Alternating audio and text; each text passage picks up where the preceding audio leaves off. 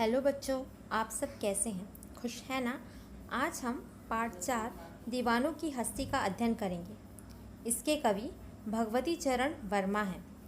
इन्होंने हिंदी साहित्य में बड़ा ही उल्लेखनीय कार्य किया है। इनकी कविताएं सामाजिक दृष्टि से व्यंग प्रस्तुत करती हैं।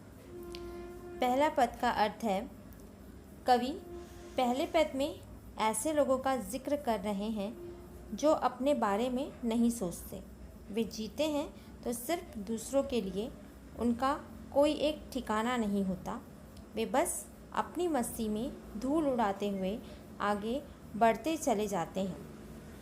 आते हैं दूसरे पद की ओर।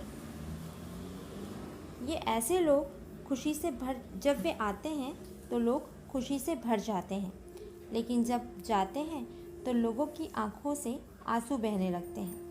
सब यही कहते हैं कि तुम कैसे आए और कहाँ चल दिए।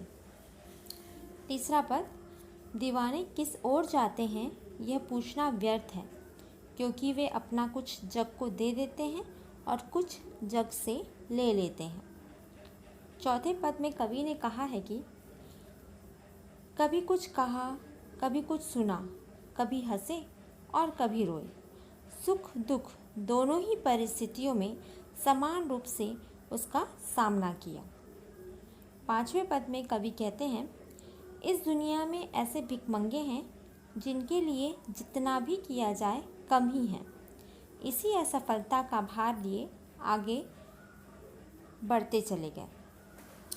आखिरी पंक्ति में कवि कहते हैं, अपने और पराये में कोई फ़र्क नहीं है। जो रुक गए वो आबाद हो गए।